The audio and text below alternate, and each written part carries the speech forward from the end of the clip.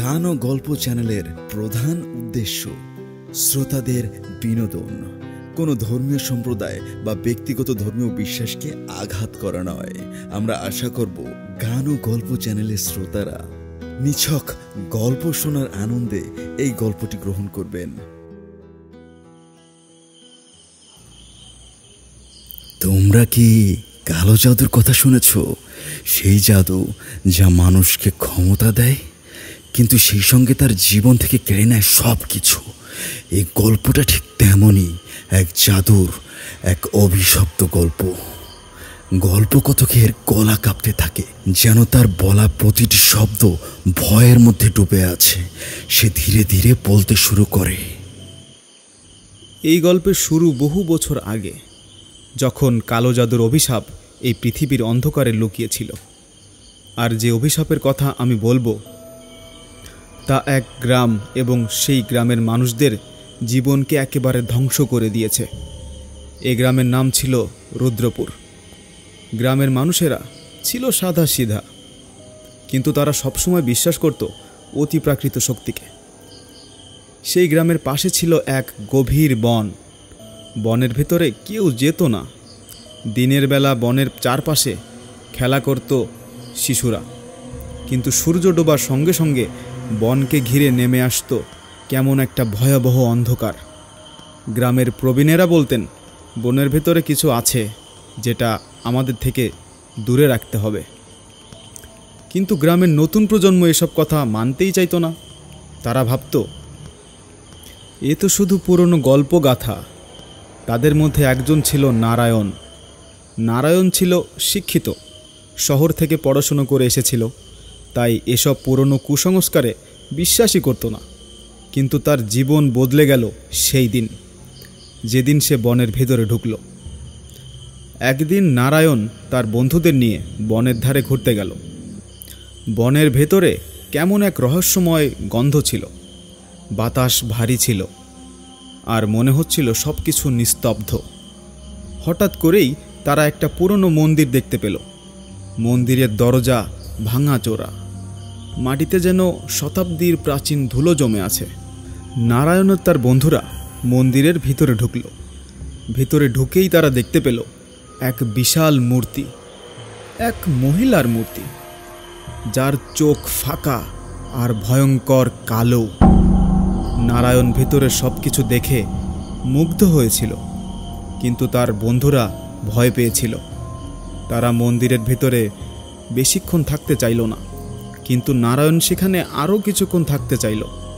সে দেখতে চেয়েছিল মন্দিরের ভিতরে কি লুকানো আছে। মন্দিরের এক কোণে সে দেখতে পেল একটা পুরনো বই। বইটা মোটা, ধূলিধূসর, আর তার পৃষ্ঠাগুলো কেমন অদ্ভুত দেখতে। নারায়ণ বইটা হাতে তুলে নিল। তার মনে হলো এই বইটা যেন তার জন্যই অপেক্ষা করছিল। বইটা ছিল কালো জাদুর। ভেতরে ছিল অদ্ভুত সব মন্ত্র আর চিত্র। নারায়ণ এমন কিছু আগে কখনো দেখেনি। সে বইটা নিয়ে বাড়ি ফিরল।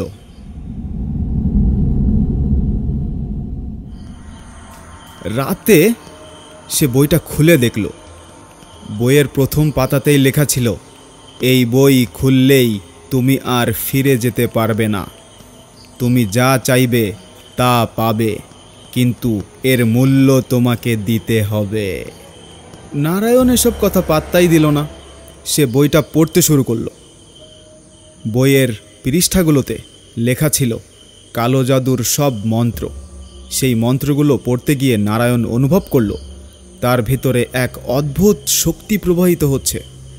প্রথমে সে ভয় পেলেও পরে সে দেখতে পেল সেই মন্ত্রগুলো ব্যবহার করে সে ছোটোখাটো জিনিস নিয়ন্ত্রণ করতে পারছে।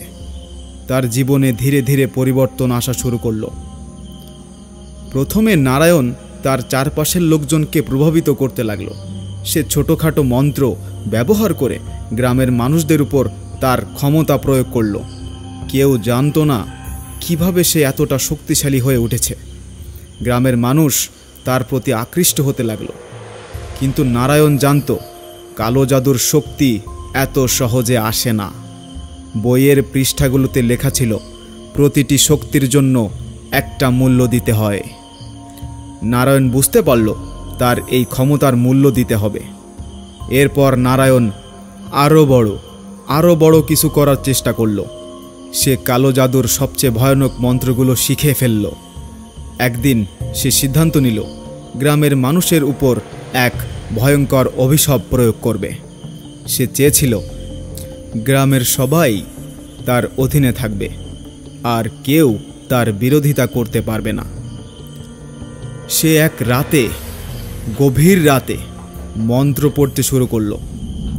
সেই মন্ত্র ছিল ভয়ঙ্কর, আর মন্ত্র পড়ার সঙ্গে সঙ্গে গ্রামের উপর একটা অদ্ভুত ছায়া নেমে এলো অনেক দ্রুত। বাতাস ভারী হয়ে গেল, চারপাশে কেমন যেন নিস্তব্ধতা। মন্ত্র শেষ করার পর নারায়ণ অনুভব করল তার ভিতরে এক অদ্ভুত পরিবর্তন এসেছে। সে শক্তি পেয়েছে, কিন্তু তার শরীর দুর্বল হয়ে পড়েছে। এরপর থেকেই গ্রামের মানুষ একের পর এক অদ্ভুত ঘটনা দেখতে শুরু করল। প্রথমে গ্রামের পশু পাখি একে একে মরতে লাগল। তারপর মানুষের মধ্যে এক ধরনের অস্থিরতা আর ভয় ঢুকে গেল। গ্রামের মাটি শুকিয়ে গেল, গাছপালা মরে যেতে লাগল। লোকজন বুঝতে পারল গ্রামে কিছু একটা ভয়ঙ্কর ঘটেছে। তারা গ্রামের পুরনো মন্দিরে গিয়ে প্রার্থনা করল, কিন্তু কোনো ফল হলো না। এরপর থেকে গ্রামের মানুষ একে একে মারা যেতে লাগল। তাদের মুখে ছিল ভয় আর যন্ত্রণা। নারায়ণ বুঝতে পারল সে যা করছে তার মূল্য তাকে দিতেই হবে, কিন্তু তখন তার ফিরে আসার কোনো উপায় ছিল না। একদিন রাতে নারায়ণ তার ঘরে বসেছিল। হঠাৎ সে শুনতে পেল এক অদ্ভুত শব্দ। সে দেখল তার দরজা আপনা আপনি খুলে যাচ্ছে, আর বাইরে দাঁড়িয়ে আছে সেই মহিলার মূর্তি, যার চোখ কালো ফাঁকা। মূর্তিটা ধীরে ধীরে এগিয়ে এলো। নারায়ণ পালানোর চেষ্টা করল, কিন্তু তার পা কে যেন মাটিতে আটকে রেখে গেছে। মহিলার মূর্তিটি তার কাছে এসে ফিসফিস করে বলল, তুমি আমার শক্তি চেয়েছিলে, এখন আমি তোমার জীবন নিয়ে যাব।